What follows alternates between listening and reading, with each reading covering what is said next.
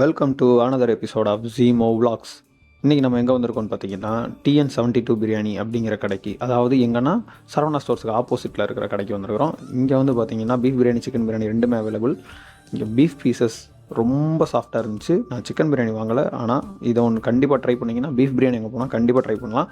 Normal டேஸில் வந்து 65 அவைலபிளாக இருக்கும். நாங்கள் போன அன்றைக்கி அவைலபிளாக இல்லை.